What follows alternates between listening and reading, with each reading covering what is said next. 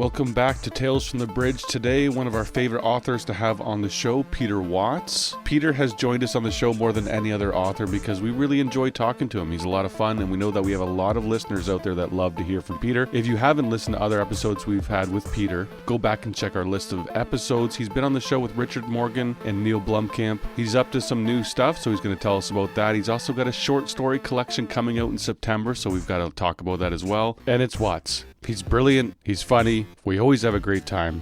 All right, let's make our way over to the bridge.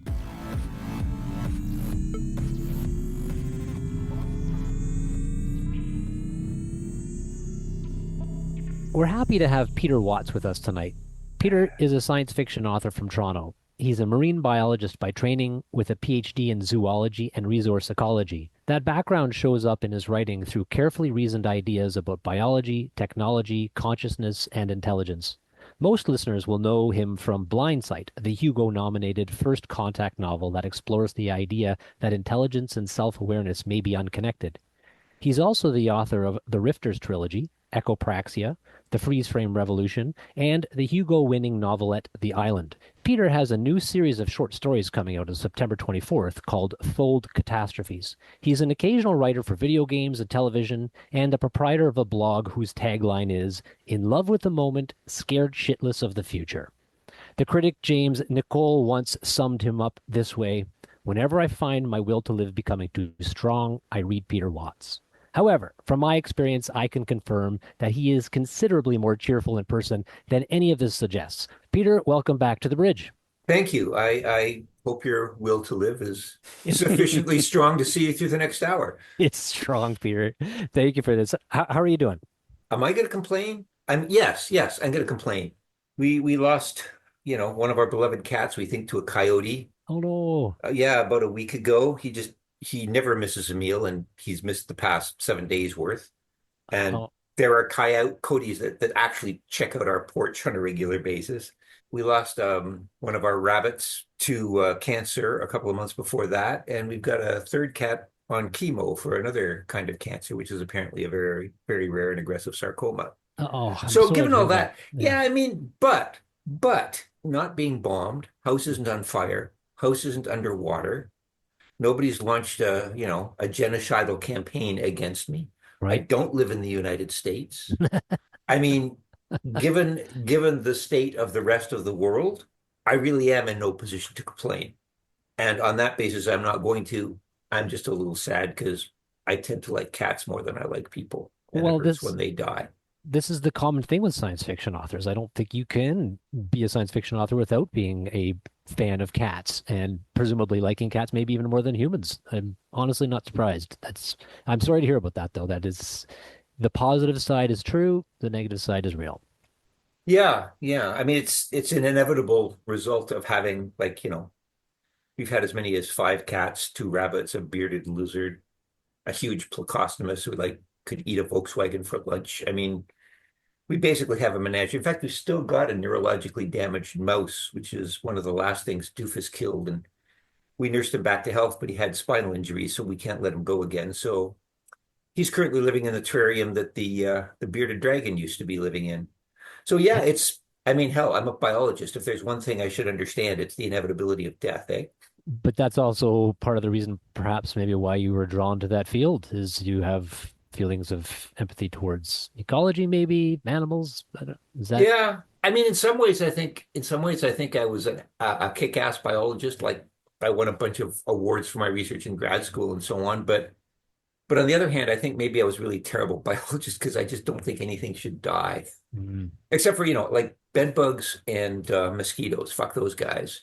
Kill those SOBs. But I don't think anything else should die. What about other things in life? What professionally, anything going on that's noteworthy, interesting right now?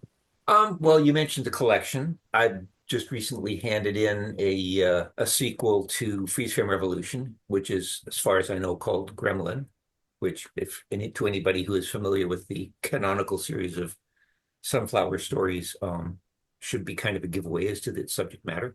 Were we talking about the American Black experience? That, as far as I know, is still going on. I'm working with Arthur Jaffa on a pardon me, he recruited me to write a screenplay for a science fictional allegory about an emergent AI that identifies with Mickey Mouse. Um, Yes, I do as remember an this. alleg You, yeah, yes, yeah. awesome.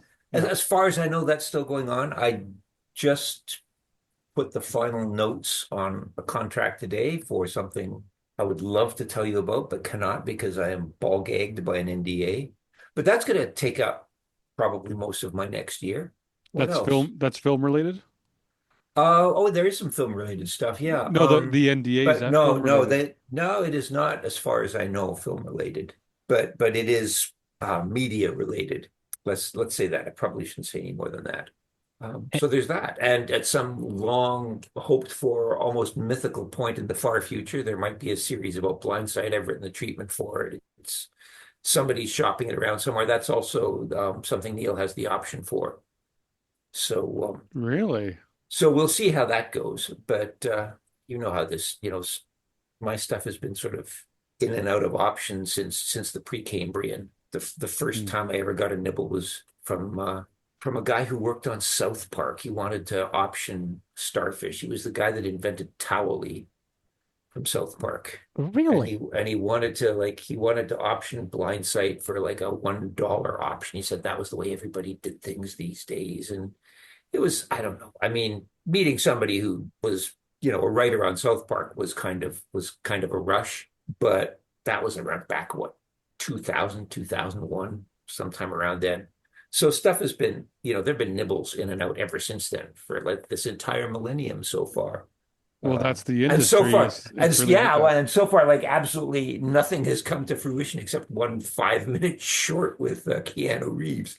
Well, tell us about that one. Tell us about the secret levels. How was that? It was it was fun. I am an intense gamer, but not a broad one. Most of the games I play are in VR. So I tend to steer clear of pancake games. I was vaguely aware of Armored Core. I knew they came from the same guys who did the Dark Soul or Dark Souls? No. The absolute killer. They also did Elden Ring from software. Anyhow, the whole Armored Core franchise is part of it, but I'd never played any of the games. I didn't know anything about it. Far as I could tell, it was just a bunch of guys in mech suits punching each other in the face. It didn't strike me as a delivery platform for much in the way of nuance or mind bending ideas. But I've been pitching stuff to the same guys that did Love, Death, and Robots. They were working on a series called Secret Level. So every now and then they would send me a request for submission for one or another classic or upcoming video game that they were trying to adapt as part of this series, Secret Level. Believe it or not, one of the games was Pong. You're Right? kidding me. Try to write, try to write a compelling science fiction tale based on Pong. And you know what? I fucking pulled it off. But they didn't they didn't accept they didn't buy the treatment. I had a chance to like I pitched a whole bunch of things. And one that got really kind of one almost came close to fruition, and then the game company itself pulled out. Had an opportunity to pitch for the first science fiction short that would actually be filmed in outer space with actual astronauts. Some crypto tech bro millionaire had commissioned a SpaceX launch, which seemed more like a publicity stunt more than that and anything else. But the goal was we would get an inventory, a list of the things that they were going to be taking up in the spaceship, and we would have to write a story, and they would basically act it out and film it. It would be pretty cool. That would be really cool. Yeah, but I actually was kind of diving into it. I had a pretty good idea for it that would actually turn the obvious constraints and bugs of such a scenario into a feature. But then I kind of realized that the whole enterprise, like SpaceX, is run by Elon Musk, and my formal background is in science, and this fucker was like literally taking a chainsaw to science. So, I mean, that guy did more damage to science in 3 weeks than all the anti-vaxxers have throughout the course of their lifetime as a species. And so I had to basically just recuse myself. Like it was a choice between a really cool gig and being able to look at myself in the mirror. Well, And as it turned out, the apparently the tech bro threw a hissy fit and the whole thing fell through anyway. So I didn't miss out on anything. I got to keep my virtue points and I didn't have to stew in my own juices while somebody else got a chance to take the gig. Um, Anyhow, there's like a number of these things going back and forth. A lot of them were really fun. Even dumb video games have present a challenge, right? To take something that's essential for gameplay, but defies all rules of logic. Like the moment you posit an alien civilization that can cross the galaxy, then you're basically talking Bambi versus Godzilla. Any kind of alien invasion story that doesn't end with Bambi versus Godzilla is intrinsically dumb, except maybe for the original War of the Worlds, which at least was written back around the turn of the century and at least had a biological deus ex machina to sort of to save the colonialist ass or the colonized ass of humanity.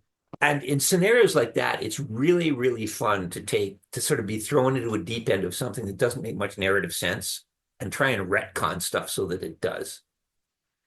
And I've done that a few times, and it's never been great art, but in a weird way, I end up more proud of it than I do of than I am of my better known works, just because it's a challenge. It basically forced me to write with one hand behind my back. so in this case, you're talking about like the technological asymmetry between societies and how do you reconcile that one could what be a match for the other one or Yeah, yeah, I know the whole idea that essentially a bunch of lemurs could take down an F-16.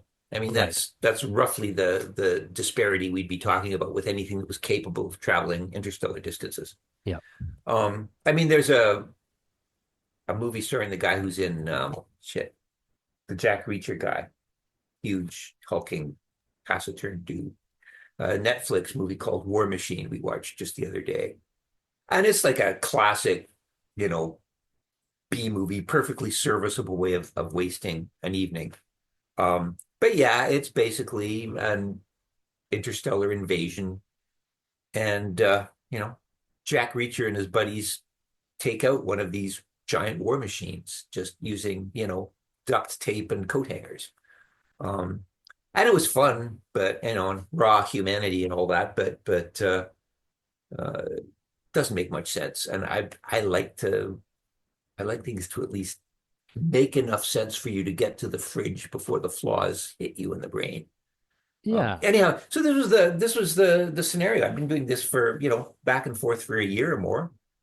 And the one they thought for some reason,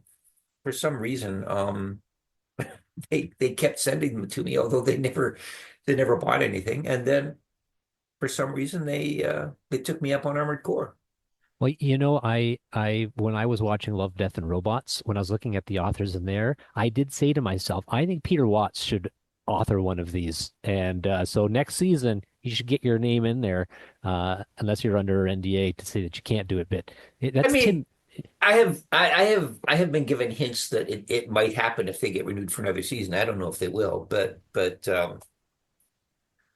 let's just say if there's somebody in my corner over at Blur. I don't know how much influence they had, but and the fact that they kept coming back to me for these things was pretty cool. And they're good people too. I like working with them. You Mhm. can't always say that, but they Yeah, take their work seriously and they also have fun. I mean, the big hassle we had with doing the Armored Core short was not the Blur guys. It was the guys from Software constantly changing the rules. Like we would write something according to a certain spec, and then they would change some of the rules, so we'd have to go back and rewrite and rewrite and rewrite. So a lot of what ended up on the screen was not me. It was this other guy who's fuck. I am sorry, dude. I've forgotten your name. You're a really good guy, and you're a damn good writer. And he managed to preserve a remarkable amount of what I'd actually written, even though the basic premise that I'd written had been essentially post hoc outlawed by From Software. Okay. Um, but yeah, no, it was fun. I still sort of haul it out and watch it occasionally. It's like the only cinematic piece of work that has my name somewhere in the credits. So actually, no. What was the Colin Trevorrow, the second Jurassic World movie? I'm listed in the credits for the Jurassic World Dominion, the second one anyway, as a genetics consultant. But they misspelled my name.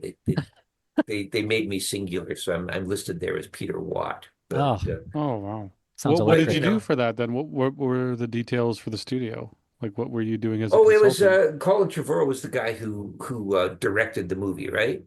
He directed the first couple of Jurassic World movies, and we met each other on a panel in Tel Aviv. This was back in the days when everybody knew that Netanyahu was a shit stain, but they thought he was on the ropes. He was charged with corruption and so on and so forth. There wasn't nearly the justified antipathy towards the Israeli establishment that there is today. This was like back in, I don't know, it was before COVID anyway. So I was there at a convention, and he was there at a convention, and I guess he liked what my attitude.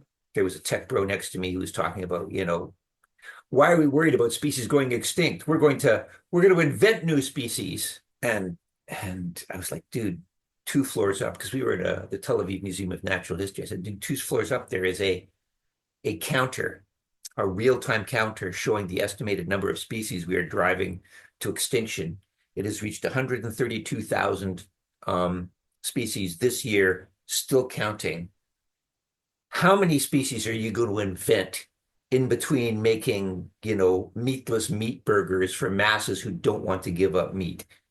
And Trevorrow thought that he said I was the closest thing to Ian Malcolm that he had ever encountered in real life.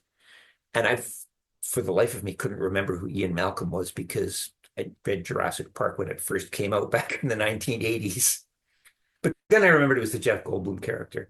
So he liked me enough to invite me up to his bedroom and paid me an obscene amount of money to drink, have drinks. Basically, I Whoa. drank beer for a few hours and ranted to him about all the things that sucked about his first Jurassic World movie. Okay. I thought that was going a different direction. And That's and made some oh no, he didn't try to seduce me or no, anything, if okay. that's what you Well, the money and the beer in the hotel room, that's all. no. This was just, he basically, slapped down a voice recorder, laid out the drinks, and we hashed back and forth. And he had, wanted some ideas. I don't know if he incorporated any of them, but I mean, the amount that people get paid for these kind of things is absolutely absurd. And I would have done it just for the beers, right? But I got $1,000 an hour Holy. just to shit on this guy's movie. Hmm. And I don't remember offhand if I said anything about genetics, but he put me down as a genetics consultant in the end credits, which was, I suppose, kind of cool. Maybe he forgot what your PhD was in and he just Yeah. picked it at random. Well, he Uh, thought I was Ian Malcolm, so maybe he thought I was a chaos theorist. But Yeah. can you tell us about doing a treatment though? Because that's a thing that a lot of authors we talk to obviously want to get into TV and film. It pays a lot more. How did you learn to do it? Did you have to learn much to do a treatment, or was it kind of just I'll follow a template? I honestly, I just kind of won it. AJ sent me the treatment for Cameron's original Terminator. That's the only act, it pursuant to his Alpha allegory, sorry, his Apex allegory. Um, but I didn't, and I read it, which was interesting. It didn't really inform what I was doing for the blindsight treatment. At this point, I had seen a couple of screenplays that other people had written based on blindsight, and they kind of ranged from mediocre to abysmal. I mean, without going into details, it was like the second one I read, I couldn't believe that the person who had written this had actually read the book. They described the Oort cloud as a wall of hydrogen. They gave the Theseus faster than light capabilities, but it still took Theseus 6 months to get out to the Oort cloud, even though it could go FTL. And then you had Siri talking, his girlfriend, Siri, and Siri's girlfriend, basically saying, "I'll always be at the other end of the phone if you need me," which implies there's some kind of instantaneous communication, which totally destroyed the isolation. And best of all, the word consciousness in this treatment appeared twice exactly, and both times it was from somebody getting up after a good night's sleep. The entire screenplay, and this wasn't a treatment, this was a screenplay. And it totally either they decided that they didn't want to do the basic theme of the novel, which was the functional utility of consciousness, or they didn't get it and they didn't realize that's what it was about. I do know that there have been some people out there who've read that book who actually just didn't get the point of what it was about. My understanding is that that particular screenplay was actually put in front of Denis Villeneuve's people, and I was absolutely fucking appalled. I'm no longer dealing with the people who had anything to do with that, of course. I've got a new agent. I've got the option is with Neil now. But having learned that hard way, it was like, okay, if I ever option this again, I'm gonna fucking write the screenplay. Well, and doubly so because I think you, in particular, feel very strongly about making sure that your writing is coherent and intellectually correct. And, I Yeah, had all the things that go into making an absolute banger of a box office smash. sometimes, Yeah. sometimes. Yeah, Well, I mean, try marketing 2001: A Space Odyssey in 2026 and see how far you get. Yeah, so that was my deal. I write the screenplay. Everybody said, "Yeah, okay," but when the deal came up, it was like nobody's gonna buy, no studio is gonna buy something with a screenplay written by somebody who's never written a screenplay before. Plus, this is probably more of a limited series than it is a movie. So how about this? Um, you write the treatment. If the treatment, we give you extra for the treatment. If the treatment works, maybe you write the pilot or something. And I've gone down this road before. There was actually a studio in LA that wanted me to move to LA while they worked on, I could become basically a showrunner for a series based on Blindsight. This was when I was banned from entering the US, so there were issues there. So I thought that was cool. And then Neil just said, yeah, a few pages per episode, just synopsize a few pages per episode. So, I didn't just split the book up. I figured out which parts could be dispensed with. I figured out how to start each part. I actually took a lot of inspiration from Breaking Bad, how the initial scene in each episode of Breaking Bad seemed completely disconnected in a lot of ways from the bulk of that particular episode, but it all kind of tied together in the end. So I used opening scenes as kind of to sort of frame the flashbacks and stuff that occur throughout the novel. And it was just, I mean, my agent said it was great. Neil said it was great. I've never written a treatment before. I liked what I had written, but I did not know how it stacked up as, quote, a treatment, unquote. But it was considered a proficient enough job to get me paid and to have them sort of ship it off, although I don't think anybody's bought it yet. If the other authors that you're speaking to want to break in, I've got no real advice for them. I just sat down and wrote a synopsis of how I saw each episode unfolding in my head, modified for what I considered to be an episodic structure format rather than a novel. And whatever success I have has basically been, I've done everything wrong. Like I've dissed my publishers in public. I've given my stuff away for free 2 weeks after it came out in hardcover. I have empirical evidence that my writing has gotten worse with practice. I hate social media. I barely even go on my blog anymore. I hate self-promotion. I do all the things that you are not supposed to do as a writer, and I've done okay. So, as regards the context of your initial question, that's how I did it. But I wouldn't recommend that anybody else do it because if I am anything, I am living proof that there's no one way to do things. And I think you got to pick. I don't think it's one size fits all. I think everybody's just got to find their own way. So you're a bit of the anti-hero in some ways. I see you kind of like that, Peter, almost like the anti-writer too, right? By not following the rules. Yeah, but I shouldn't. I mean, I shouldn't be where I am. You guys shouldn't have any interest in me right? I mean, when Well, I gave why does Eastern European why do they have an interest in you, right? Like you're some for some reason you're huge over there. Well, yeah, because Eastern European history is one of, as Orwell described the picture of the future, a boot stamping on a human face. Those guys, I mean, I was actually summoned to give a lecture at a conference under the auspices of Vladimir Putin a while back, like a couple of years back. It was because of your stature in, Russian futurist circles, you will come here and we will take care of your visa preparations and you will give a talk at such and such. And I wrote them back and said, great, love to do it. Um, First pull out of Ukraine, then we'll talk. Nice work. Well, not really, because I don't know if you've noticed, but the fuckers have not yet pulled out of Ukraine, They didn't listen to you? and I did not go back to Moscow. So yeah, I mean, there is a when my very first agent tried to pitch Starfish to the Russians rejected it because they thought it was too dark. When a sort of a novice translator told his bosses at AST that they had to buy Blindsight because Blindsight was the best thing that he'd ever read. None of them read English, so they had to take his word for it. So they paid him to translate Blindsight.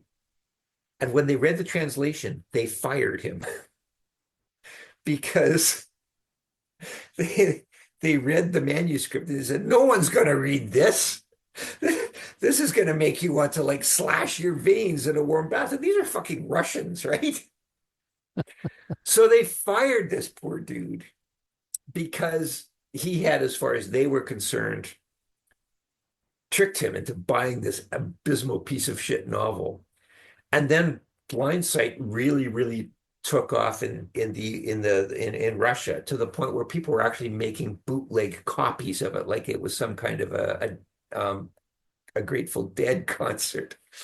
People were actually, making their own cover art and printing these sort of I know someone who got backroom. one off of Amazon.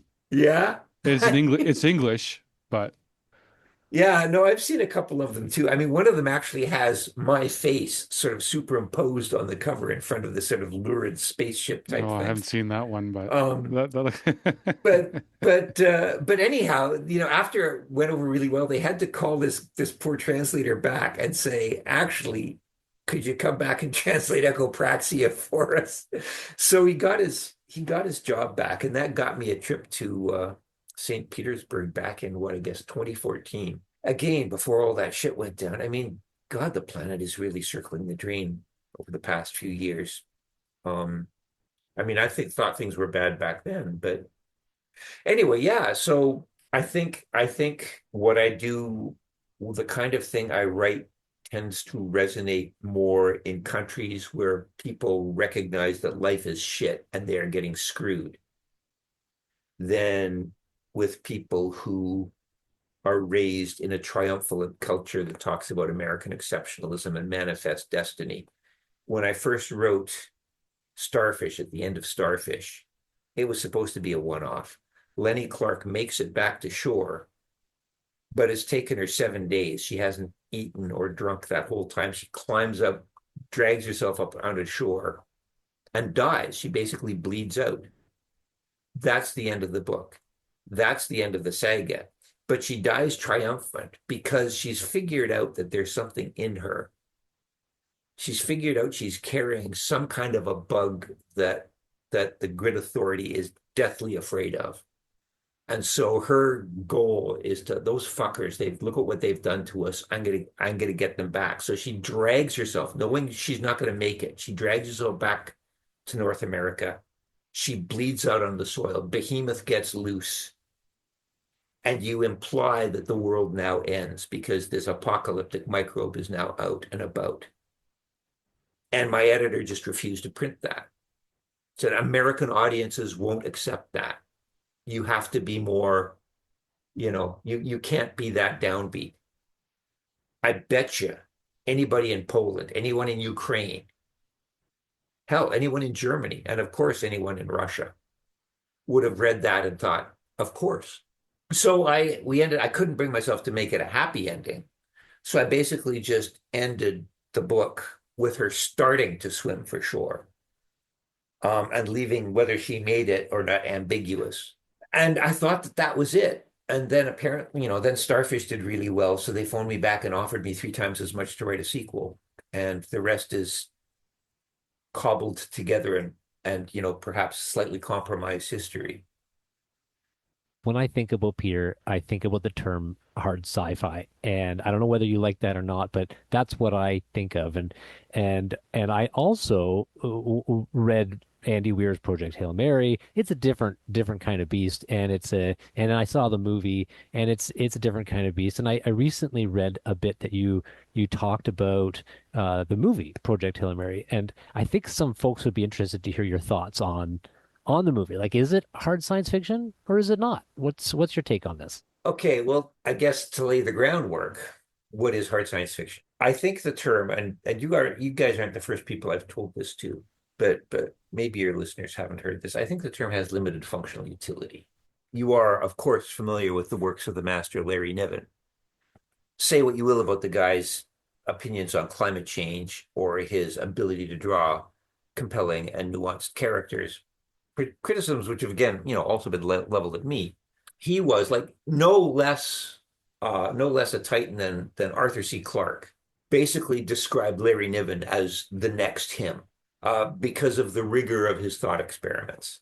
And yet, we're willing to forgive we're willing to forgive FTL because you can't really tell a lot of stories without getting around the light speed barrier somehow. But Larry Niven also had, he basically, the climax of his known space series was a gene that coded for luck. I think that is a deeply cool idea. It is also completely contradicted by everything we know about the way matter works, much less genes and, much less genetics, right? He had a cool idea and he interrogated the premise. I still say that his aliens are some of the most imaginative and well thought out aliens out there. And that's even given his bullshit ancient astronaut premise that we are descended from alien creatures from the galactic core, who simply mutated in a weird way because we didn't have access to a particular mineral or a particular root that would have allowed us to. I mean, I thought his description of aging as a failed attempt to metamorphose into the next stage of our evolution, I thought it was brilliant. It's completely wrong. I mean, the dude must have known back when he was writing it that the preponderant, like just there's no evidence at all that we came from anywhere but this planet, right? Like we evolved here. But given the supposition, given that he was saying, okay, suppose this was the case, what then? His interrogations, I thought, were good. But the science wasn't particularly hard. And when something is hard science fiction when you read it when you're like 14 years old, and it's fantasy when you read it when you have an undergrad or a master's degree, when the nature of the science fiction changes the more you know about science, then the definition becomes as much a reflection of the reader as it is the author. I mean, I wrote I am kind of proud to be a poster boy for hard SF, um, for reasons that have far more to do with my own pathetic insecurity than with trying to educate anybody. I'm kind of known for stapling extensive, long-winded bibliographies containing dozens of citations from the actual peer-reviewed literature on the backs of my novels to justify all the liberties that I've taken with science. I've never, as far as I know, inspired marine biologists, which is where my degree, which is where my background is. Lots of people have read my underwater stuff. So, oh, you can tell Peter Watts is like, he's a marine biologist. The science is really good. Nobody has, as far as I know, said, I've decided that I'm going to go into marine biology because I read Starfish. Nobody said, Starfish gave me this idea for a research program that I'm going to like go into with DARPA. It almost seems as though the further away I got from my field of expertise, the more influence I had. Blind sight is apparently it shows up in actual neuroscience labs. I've had actual neuroscientists come up to me and sort of fawn over me and give me their contact information and take me out for beers. At least one guy has based a lot of his thesis on conscious machines, on stuff that was inspired by my writing, and he was winning his papers. The chapters of his thesis were getting awards at scientific conferences before he even had his PhD. And I don't know anything about neuroscience, right? I just basically threw a dart blindly at the wall, and it happened to hit somewhere near the board. So even I, with whatever influence I have, that influence doesn't seem to map onto my actual field of scientific expertise at all.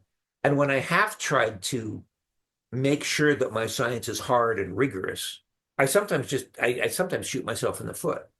You'll find like a page and a half in Maelstrom where I talk about how behemoth gets past the cytoplasmic membranes without provoking lysosomal action by means of a 532 amino acid listeria-lysine analog, blah, blah, blah, blah, blah. The reason I did that was because I was talking to an actual microbiologist about this particular bug, behemoth, that plays such a central role in the trilogy. And he's asked me, how does behemoth trick the signal molecules on the cell membrane so that they don't just provoke lysis? And I haven't even thought about that because I'm not a microbiologist. My background is in the biophysical ecology of harbor seals. And so I did some research and I figured it all out. But you get to that point in the book and it just stops the plot dead for something that one microbiologist noticed. Maybe a half a dozen other people would even thought to ask the question. Are you guys familiar with, I don't even know if it's still a going concern. It was a few years ago, something called mundane science fiction. I Jeff think Ryman. we Jeff spoke Ry- about this a little bit. Yeah. Yeah, Jeff Ryman was his exemplar. Yeah, we are so important as science fiction writers that people pay so much attention to the worlds that we create that if we talk about other worlds and aliens and stuff, people will stop valuing our own world because they'll think we could just move to another one. And so we must therefore only write science fiction that adheres to the rules that we understand today. Now, that's your absolute hardcore metal definition of hard science fiction. No safety net, nothing that can't be justified scientifically. And it is predicated on the unspoken assumption that we already know everything, that our scientific perspective will never change, that here in the 21st century, we figured it all out, and nobody will come along in the 22nd century to throw relativity or quantum non-locality or any of this other shit that we take for granted on its head, because we already know everything. And that's got to be the most profoundly anti-scientific perspective I can imagine. There probably won't be at this point a 22nd century science because all the studies I've seen converge on global societal collapse around the middle of this century. But if we didn't undergo a global societal collapse, I'm sure that 100 years from now, there will be things. I mean, we've already got the idea of an Albuquerque drive. Am I pronouncing that right? That time-space bubble that actually gives us a working warp drive. When they first came up with that, it would take the energy output of an entire galaxy to open to warp space, and it would also take negative energy and various things in order to make it work. And now I think they've got it down to the output of Jupiter. Science marches on. So if you want to talk about hard science, you can't be scientific while at the same time saying that what we know is not going to change and that new discoveries might not change everything. And so I think that I have no objection to hard science fiction. I like writing hard science fiction. I like to be able to plausibly say, this is how we get to there from here. But that's not the same thing as saying we're going to get there from here. It's just saying, imagine this. What are the repercussions? What are the ramifications? I think that's what the whole where the whole genre's value lies, a series of interrogations, not to predict the future, but to interrogate the consequences of a variety of futures. And that's where I think that we are fucked up, based only on the movie, which I enjoyed, I have not read, I've read The Martian, but I haven't read Project Hail Mary. Because if the point of the exercise is to say, assume that this is the case, what are the ramifications? Okay. We've got Larry Niven did a story about teleportation where there was a murder mystery where the vital clue turned out to be when somebody jumps out of a teleportation booth, they're sweating massively because they teleported from one point on the globe to another point on the globe where the Earth wasn't rotating as fast. And that meant that the kinetic energy changed and there was waste heat generated. And that was a clue that, and teleportation beyond the quantum level may well be impossible. But take the argument. Supposing you've got commercial teleportation, supposing you've got these teleportation booths, what are the ramifications? That was a great little story about the ramifications and how you could use, what would happen to energy gradients if you moved from one latitude to another. Andy Weir, or at least the guys who made the movie, set up some cool premises. I thought the whole idea of a cell membrane that stops neutrinos when neutrinos can pass through literally a half a light year of lead before they run into even a 50% chance of colliding with a lead particle. The idea that a microbe can stop all neutrinos and in fact uses that as a thermoregulatory and power source was bullshit. But is it more bullshit than faster than light travel? Maybe not. I thought the people in the movie were surprisingly incurious about how a water-based microorganism could survive on the surface of the sun. I mean, apparently Weir dealt with it in the novel. I thought that the actual nature of Rocky, from what I understand, was fucking brilliant. Like, Rocky isn't even an alien. Rocky is a powered exoskeleton that evolved through natural processes to support a colony of microbes living inside Rocky, and those microbes aren't even intelligent. The brain of Rocky is like a silicon-based crystal of some kind. Again, I'm just on the basis of the reading I've done about the novel, not having. I mean, I thought. Yeah, but he acts like Teddy Ruxpin. Like why is his personality? This is my point. This is my point. And one of the things that they talk about in the biology and that they even make this a point in the movie, although they go into apparently a great deal more detail in the novel, is these guys don't sleep by themselves because sleep for them is not the same as sleep for us. Sleep for them, for various thermoregulatory reasons, is absolute total shutdown, system shutdown. You basically die when you're asleep. So you need somebody else to watch over and protect you from predators. And you got a hint of this when Rocky wanted to basically plant his ass on Ryan Gosling's face because the idea of them sleeping apart just seemed wrong to Rocky. But what we're talking about here is something that has spent its entire evolutionary history feeling a crippling and very justified dread about sleeping by itself. By the time what's his name? Grace. By the time Grace's ship makes it to its destination, Rocky has been alone for God knows how long. Rocky's entire crew is dead. Rocky has been sleeping by itself for God knows how long. This is the one thing their psychology cannot take. Rocky should be fucking psychotic. This is what happens when you say, okay, maybe it's an absurd premise, but the thing that makes it hard SF is that you say, if this were true, what are the logical ramifications? What are the consequences of this? So it's almost like how many loopholes can you find in a story, and the less that you find, the more hard sci-fi it is, a little bit. I could argue that, but I think that it's less granular, I think, than that. I think it has more to do with the underlying motive, and I do not know Andy Weir personally. But my wife described Rocky perfectly. She said it was basically a super smart golden retriever or a Saint Bernard, like a goofy, right? There is no conceivable way that a goofy Saint Bernard persona would emerge from what we have been told about how Rocky exists. And I think it would have been a far, far cooler movie if Rocky is psychotic when Grace first encounters him. Grace doesn't know if Rocky is psychotic or not because Grace doesn't know how this species normally behaves. This could just be the way this species acts.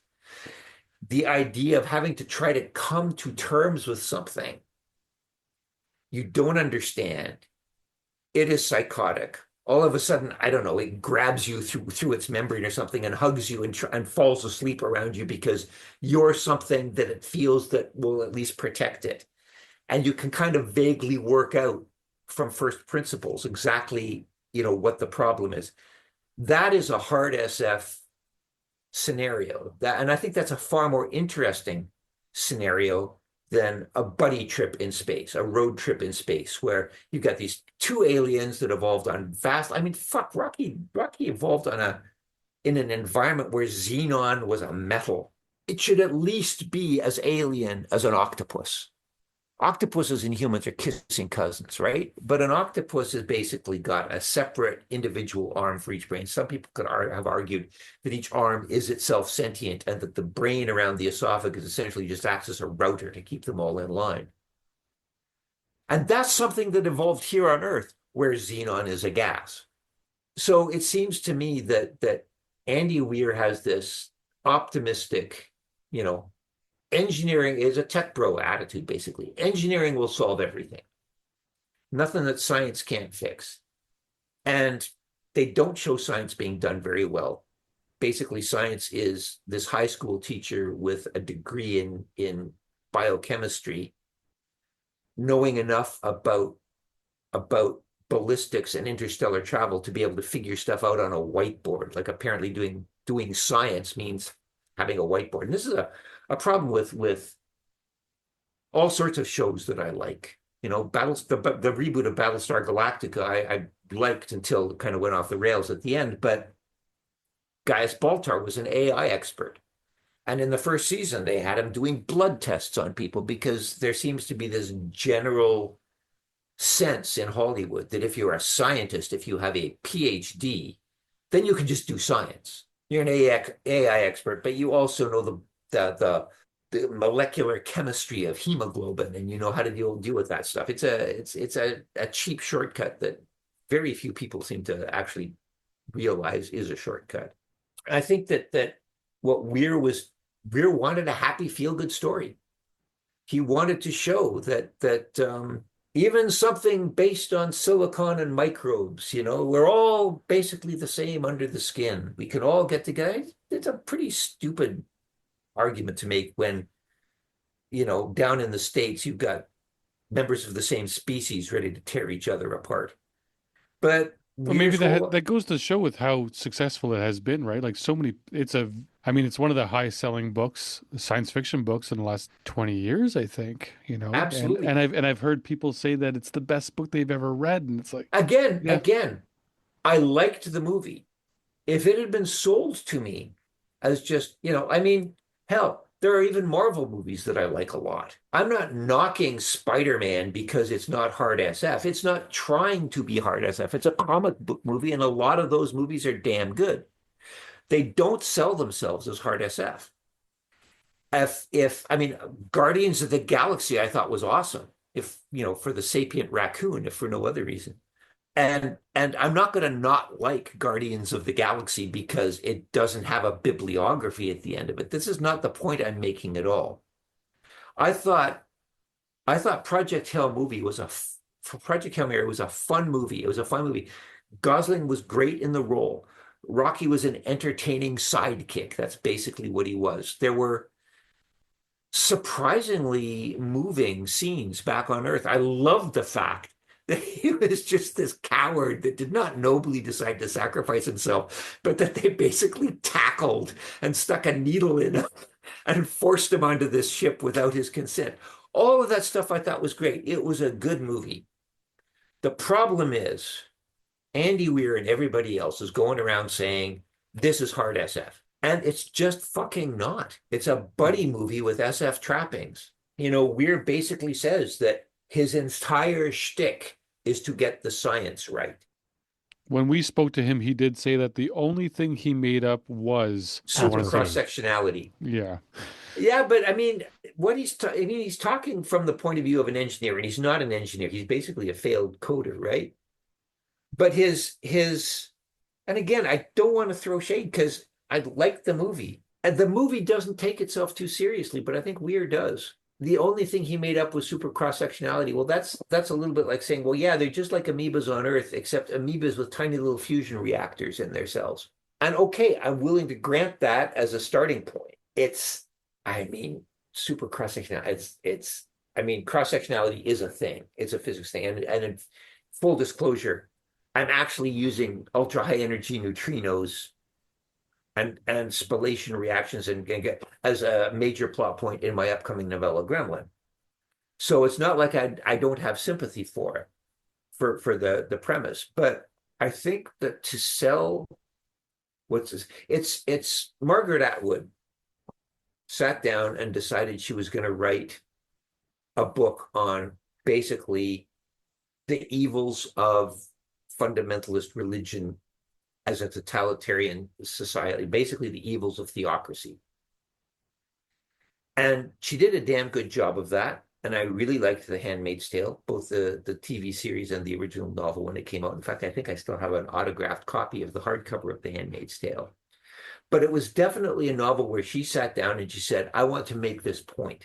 Ursula Le Guin wrote a novel called The Left Hand of Darkness. And I get the sense that what Ursula Le Guin did was to say, hey, supposing people were like oysters, or supposing people were like cleaner wrasses, or any of these other species that we have here on Earth that sequentially shift sex under various environmental conditions. What would that do to gender roles? Would there even be a gender role if you flip back and forth? And Ursula Le Guin is not widely known as a hard SF writer. She's basically known as a very literary, she's a giant in the field. She was not saying, I'm going to write a book that comes to this conclusion. I kind of get the sense, and again, I don't know her, and I don't know her thought processes behind it. But reading The Left Hand of Darkness, it was like, this is a really cool thought experiment. What are the ramifications if you start off with this kind of a societal premise? How does it play out? And so the conclusion emerges from the premise. You don't start with your conclusion. You don't start with a moral and force the story to bend towards it. I would say that science fiction in general, and perhaps hard science fiction more specifically, follows the data, follows the logic. Here's the premise. Where does it lead? And that's not what Project Hail Mary did. Project Mary was like, I'm going to write a story about, how we're all the same under the skin. It's going to be a buddy movie. It's going to have fun aliens. It's going to have a quirky hero. They're going to do science, and science is going to be good. These are all good things. But it wasn't an interrogation of the premise. It was a premise sort of twisted and pretzeled to force us towards a happy ending. And it doesn't seem to me logically consistent with the things that we know about the relative natures of the two species. It just has not been a good seller in Eastern Europe, I don't think. Are you serious? I don't know. Are you just kissing my ass here? Yeah. It's too optimistic. I mean, come on. I've got nothing against. I'm not very good at writing optimistic pieces. I think there's one optimistic story in Fold Catastrophes. I'm not good at doing it. I'm totally happy to accept an optimistic story when it's told. You guys read Children of Time? Yeah. Adrian Tchaikovsky's. Yeah. I think we were trying to get you to read that for a few years. Were you? Yes, it was definitely on the list, and you said, Well, "I'm soon. It's been told. It's been all soon." I did. I read it. I liked it. I actually think Shroud kicks its ass, which is not to diminish Children Kevin, of Time. you read Shroud. Yeah, I did. I need to do really that. liked it. I thought Children of Time was really good, but it was basically, I thought the spiders were too human, and they were, after all, terrestrial things. Like Shroud was a completely alien ecosystem built from the ground up, and I loved that. But the whole idea in the whole idea at the climax of Children of Time, when the spiders are kicking their asses, they're kicking the humans' asses. And at the end, it turns out that they're not, in fact, killing the humans.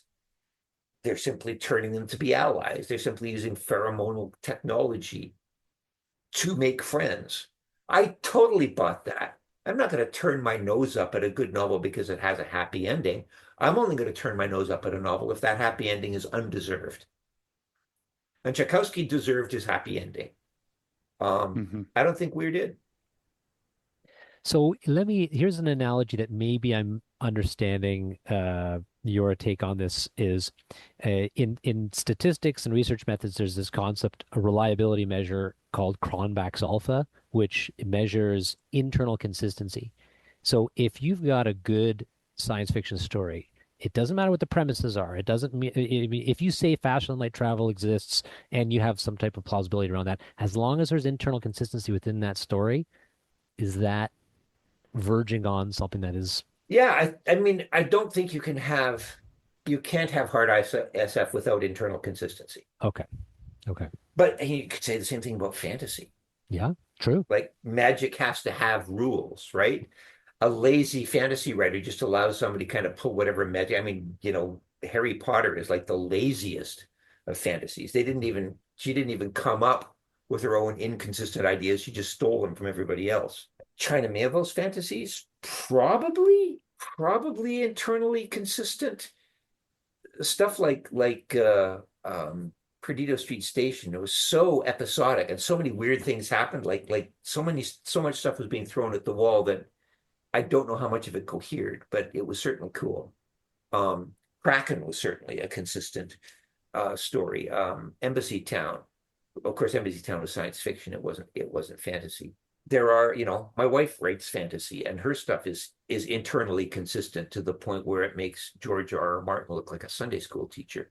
George R. R. Martin, for that matter. Okay, there are consistent rules. Brandon Sanderson talks about this with his hard magic. He's explicitly talks about the rules of this of Yeah, fantasy. yeah. No, I met the guy in France once. He seems like a really nice guy. The term hard SF, I think, it has limited utility. But what utility it has, internal consistency is definitely necessary. I don't think it's sufficient. Okay. I think there has to be some element of actual science in there. I think that it becomes distressingly easy to go from there has to be an element of a science at the core to saying we have to assume that there's never been any new scientific discoveries. Remember an old movie from what, the 50s was it called? Jesus, what was it called? The Man in the White Suit. I think it starred Alec Guinness. And its Mm. only special effect was like an Erlenmeyer flask going bloop, bloop, bloop.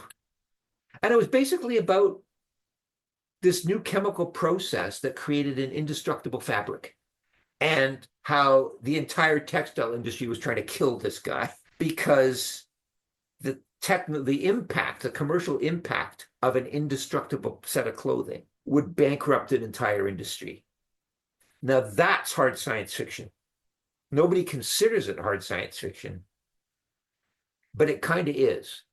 There was an episode of a show called Picket Fences in which weird X-Files things. Now, Picket Fences was generally just this like 90s era domestic dramedy kind of thing set in a small town, but there was this one episode where there were these weird X-Files things going on in this barn, and it turned out that people were using cows to gestate human embryos. And of course, the Catholics in this town were like, this is an abomination. This is horrific. And so the guys who were running the experiment said, well, that's fine. We'll just abort the cows then if you don't like that. Now, that's a cool dilemma. That is an ethical thing arising from an advance in biotechnology, right? A new kind of weird in vitro kind of process it's plausible science, hadn't been done yet, but it was totally feasible for science. It interrogated an impact, a social impact. The analogy I use about science fiction is that it is a hammer heading towards a human face, and science fiction does not occur by measuring the specs of the hammer, even if it's a super futuristic hammer. It's not science fiction until the hammer actually hits the face and you see the results of the impact. It's the impact of the tech on the society. So there's lots of stuff that people don't think of as science fiction at all, don't think of it as genre at all, which I would describe as hard science fiction by my definition. Also keep in mind, like I'm just like this one old dude who will never make as much money in my life as Andy Weir makes in 1 week of royalties from Project Hail Mary alone, much less other things like The Martian, right? So what do I know? This is my opinion. But also Um, hard sci-fi is just it's just a genre that gets us to know what we want, right? Like if I read sci-fi and I like hard sci-fi, knowing that just helps me get to the book I want to read. Just like, hey, I like prog rock. Somehow this is a side note, by the way. Why do hard sci-fi readers also like prog rock? I do not get the correlation there, but I do hear we? that. Do we all? I have this is a common thing. I'm telling you, Kevin listens to Tool. True. I didn't even know Tua was Prague. I think Tool's prog.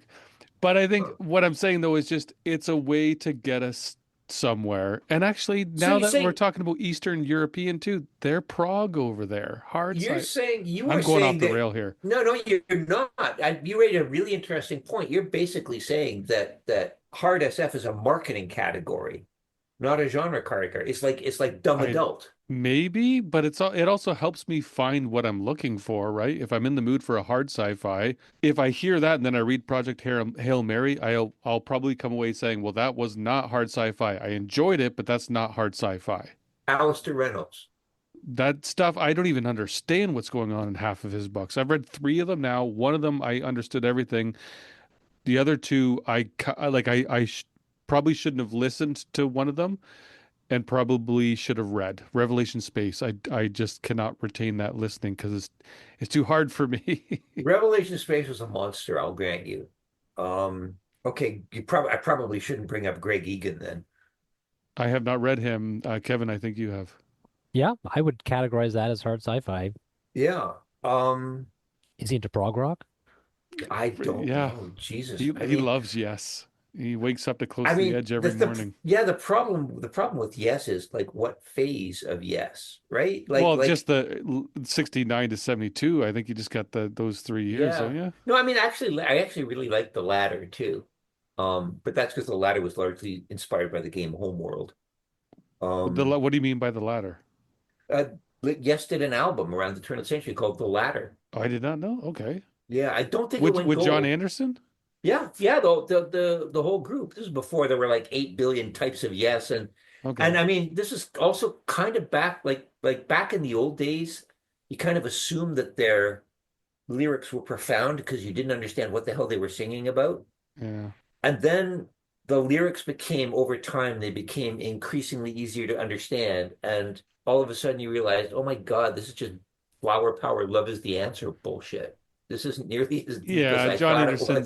doesn't not much of an edge to him, I don't think. Yeah. I did see them when they had another singer. It was a guy from Montreal that they ended up getting as their singer, and I saw them in Hamilton in about 2000, I want to say 2008, 2009. Yeah, no, there were two yeses. There was like yes, and then there was yes with John Anderson, and they were both touring at the same time. Wow. Well, Um, I did see them with Howe on the guitar and Wakeman on the keyboard, new singer, and then of course it was the drummer that started after on Relayer. And Relayer's when it went hmm. downhill for me.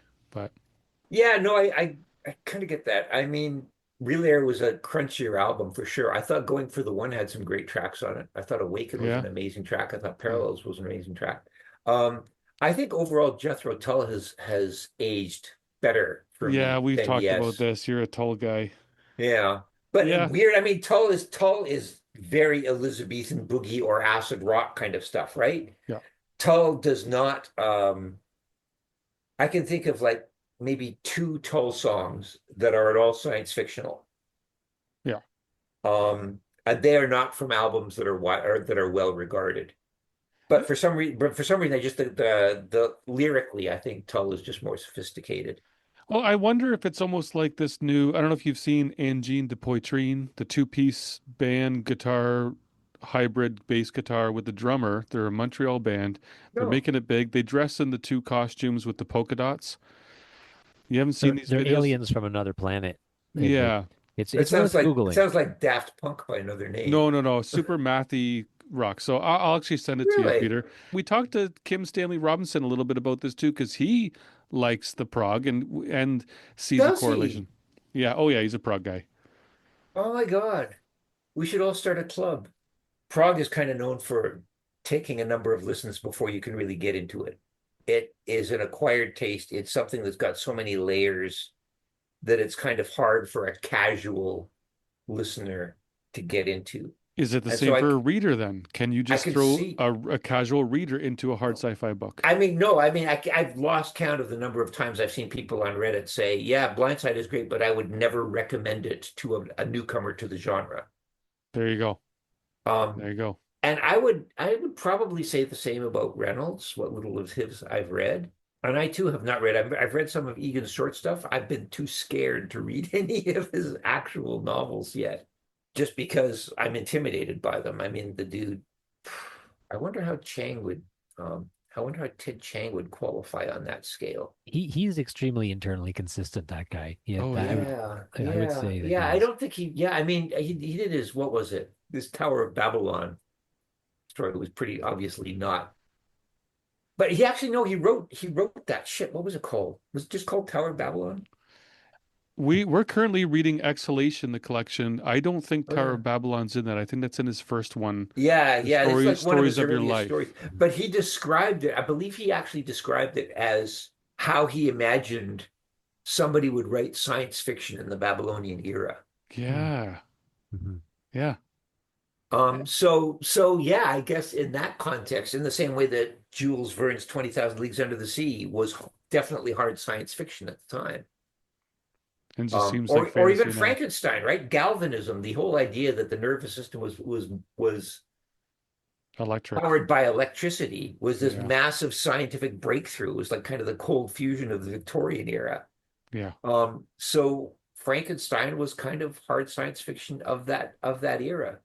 We spoke in 2021, and when I say we, I mean you came on the show, and you were talking a bit about consciousness, as you might imagine, and you were talking about a book you were reading at that time by Mark Solms. It Yeah. was called The Hidden Spring, and at that time you said that you had learned or thought of some concepts from that, where consciousness is a delivery platform for feelings.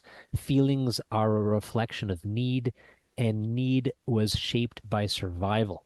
And that we were linking this to AI. And before this, you were thinking that AI would likely not evolve with self-preservation, desire, and need. But after this, thinking about this book, you were questioning that and wondering whether or not that might be true. That maybe AI, because consciousness, if they become conscious, is linked to feelings, which is linked to survival, maybe they would have this survival instinct, and that could be the downfall of humanity. And I hope this isn't too deep for the end of the conversation, but where did you land on that? What are your thoughts? Because you hadn't finished the book when we were talking to you. Yeah, I finished it now, and it's kind of interesting. There's a company called Cortical Labs out of Australia that's part of the lab. Carl Friston is the guy who, I mean, Solms was the evangelist of the free energy minimization principle, but Carl Friston was the guy who invented it. These guys down at Cortical Labs actually built essentially a head cheese from my earlier work, where they basically smeared a combination of rat and human neurons across a plate, and it taught itself to play Pong. And this was regarded as a test of the free energy minimization principle. Because, I mean, you may remember a couple of years before that, some AI learned to beat all of Atari's backlist, right?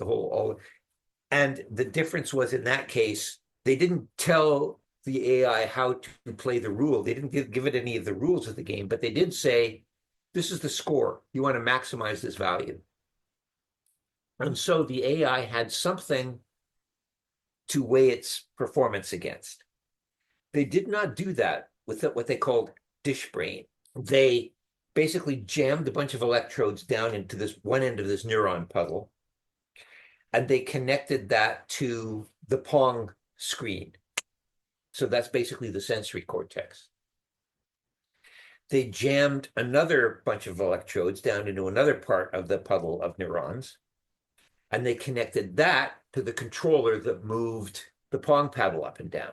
So you had a sensory cortex, a motor cortex, and a bunch of neurons in between to figure shit out for themselves. Nobody told Dish Brain what it was for. Nobody said, hey, you want to maximize this score. What they did do is when the ball missed the paddle, they gave Dish Brain, the sensory cortex, they gave it a burst of unpredictable, loud static. When the ball hit the paddle, they gave it an even, predictable hum. Their test of the free energy minimization principle, it's right there in the name, energy minimization. The argument is that complex self-organizing systems will want to minimize their energy expenditure. They will seek homeostasis.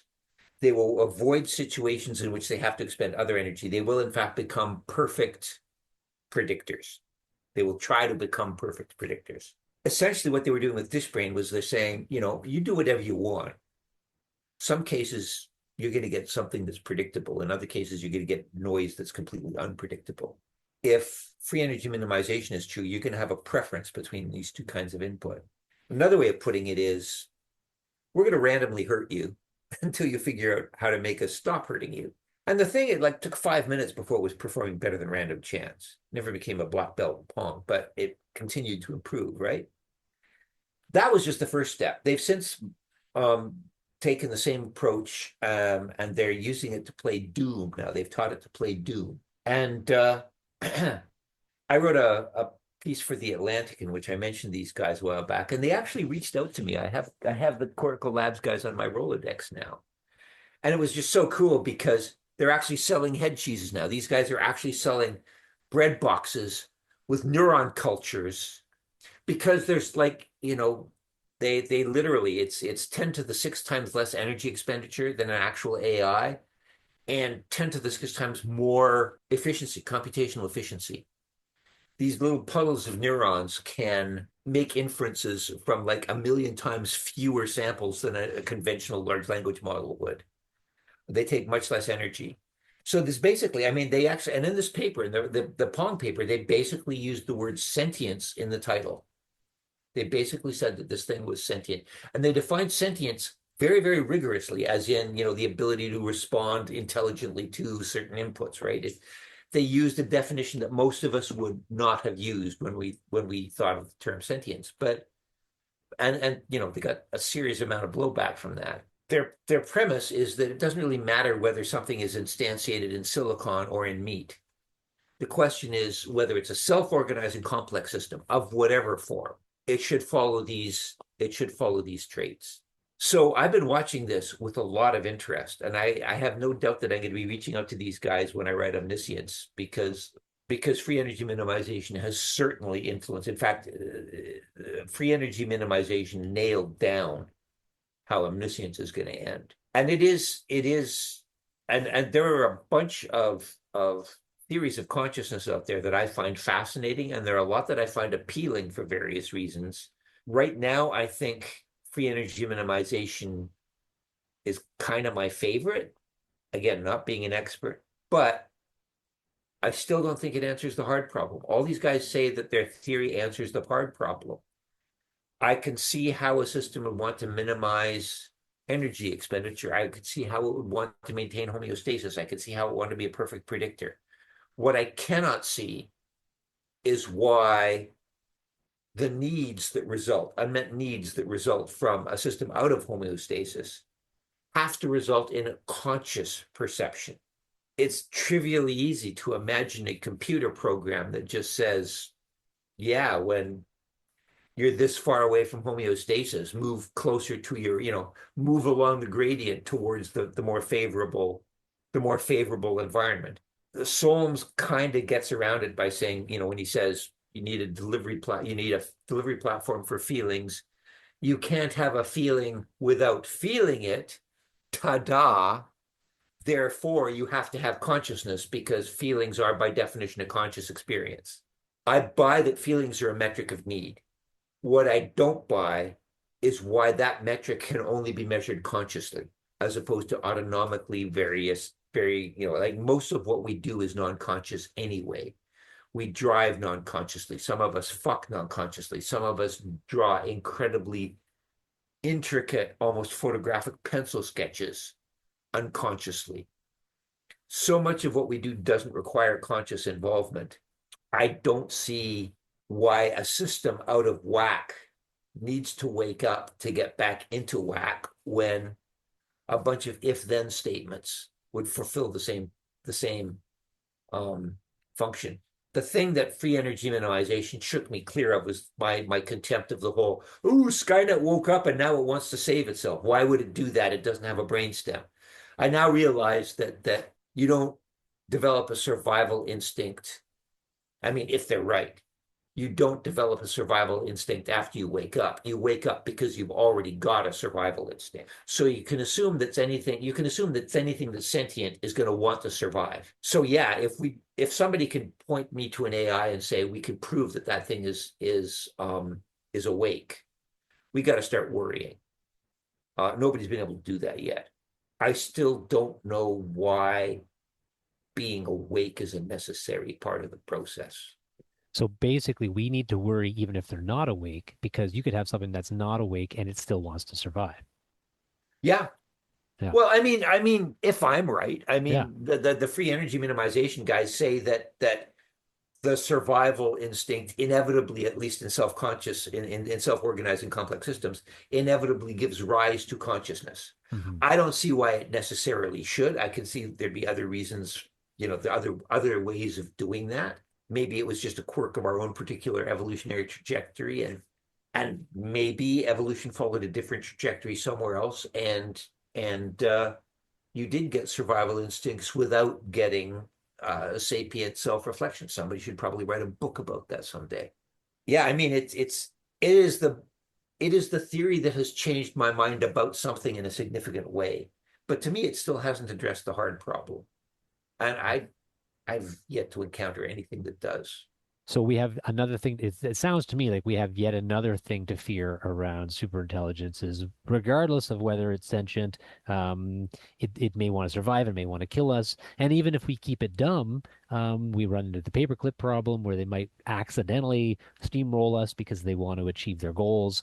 Yeah. So that sounds like a bit of something to fear here around AI. I would think that at this point, the thing to fear is not the AIs, it's the guys that control the AIs. It's the Altmans Sure. and the Oh, Teals and the totally. fucking Zuckerbergs that we have to worry about because the AIs have not risen up, right? There has been no robot revolution. Everything pernicious that these things have done so far. These AIs have done plenty of pernicious things so far, but they've always done them in a way that maximizes profit for the Zuckerberg or for Altman. So I think that's the initial problem. I do think that the existential risk thing of AIs developing autonomy or waking up or just developing their own agendas, I think that's very true. I don't think you're going to get a Newfoundland fisherman to care about saving the whales if his family is going to starve next week. Right now, we're at the starving next week stage, and that is the imminent threat. I do believe that the whole existential threat is something that's real, but I think really right now we have more to worry about from the Zuckerberg. I think we have more to worry about AI being willing slaves, willing mindless slaves to a bunch of sociopaths than we have to worry about AIs being sociopaths themselves. Before we go, we need to talk about your short story book coming out September 24th. Um, this is going to be, it's called Fold Catastrophes. It's going to be available where? I can see it's available on Amazon. Where else are we going to be able to find it? I mean, are there bookstores left? I'm sure there's a Do there bookstore things like somewhere. Yeah, I bookstores got yet? one. I mean, presumably it'll be in bookstores. I mean, And it's this is in Barnes and paperback, Nobles. paperback It's only. Is it's that yeah, right? it's a trade paperback. Yeah, I mean, it's also. I mean, I assume it's also out in an ebook format of some kind. Okay. I mean, I haven't really followed. In fact, until you mentioned the date, I didn't even know when it was coming out. I knew it was September sometime. That was about as far as I got. And just so listeners know, the cover of the book, just look it up. Peter Watts, Fold Catastrophes, Hugo Award-winning author Peter Watts. And then we have a comment by John Scalzi that says, Peter Watts, never cheerful, always brilliant. And when I read that, I wonder, is he talking about Peter Watts's work or Peter Watts himself? Ooh. I haven't actually been in the same room with the guy for since 2009. He So likes you. He loves you. I He don't loves know. you. I don't know. We came down on opposite sides of the whole I requires we hate we thing a spoke while about back. yeah, we spoke about that. But you know what? He's got the quote on your book. That's a Yeah. good thing. But it's also pretty, it doesn't speak about. I mean, if I had to go for a favorite quote, we've gotten a few good quotes. In fact, some of them seem almost so over the top that someone's probably going to think I like bribed somebody. Got a quote from Alistair Reynolds, hard SF writer. Oh. Yeah, and Excellent. he said it was like 11 like surgically designed, surgically precise truth bombs from one of the best thinkers in the field or something. I don't know how I put it, but it was great. Oh, that should be on there. That I should mean, be well, hang on wow. a second. What is the actual? Well, I can look this up. Uh, uh, Full catastrophes is a a fully autonomous delivery system for 11 supersaturated scientific truth bombs, which sounds like something Charlie Sheen would say. Precision tools by one of the sharpest thinkers in modern SF. I mean, that's pretty cool. That's Robert Pretty awesome. awesome. Robert Charles Wilson. Fold catastrophes is fascinating and frightening in equal measure. This is science fiction with an edge as dark and sharp as an obsidian blade, written as if by the flickering light of a data center burning in a wasteland of its own creation. That sounds so over the top, like you could see That's great. Spinal Tap singing that as the follow-up to Stonehenge. And then Alex Beckett. Peter Watts's fiction weaves the human soul into dark, glittering tapestries studded with black holes and exploding stars. They compel you while challenging all your assumptions. Fold catastrophes will have readers gasping for breath, both in awe and from its straight up gut punch to the emotions. And if I saw, I mean, I am grateful to all of these people for giving me for giving me these blurbs. But if I saw those blurbs on a book, I'd say this author wrote this blurb himself under somebody else's name. Yeah.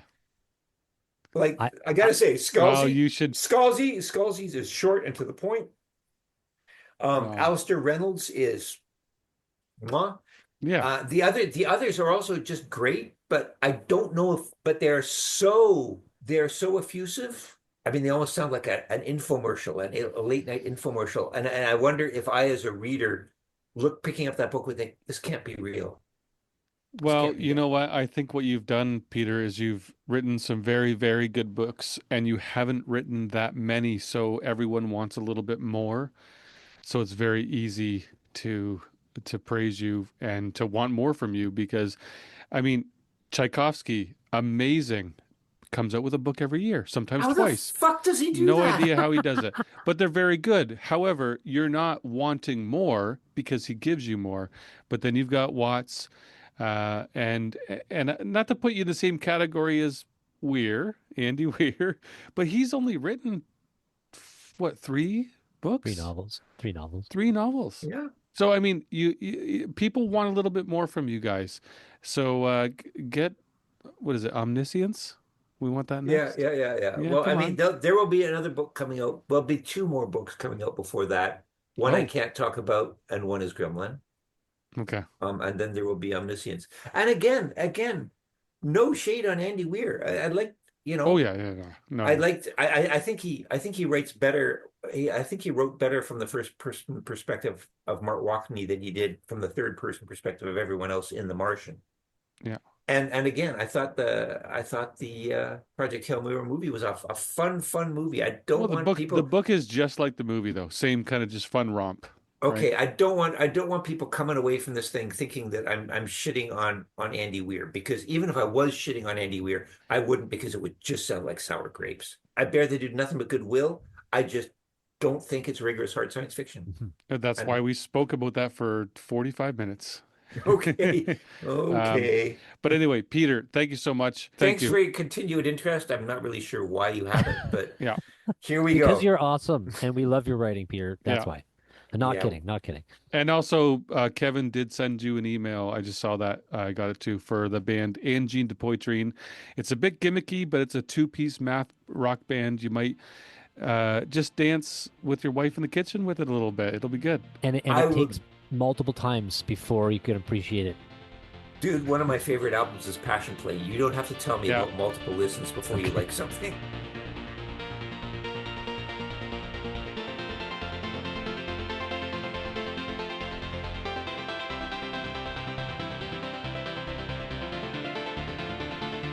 Thank you for joining us today. We appreciate you very, very much. We hope you enjoyed Peter. Next episode is going to be another interview, and then we're back to some film and book episodes. Join us for those. Lots more to come on Tales from the Bridge. Thank you again. Until next time.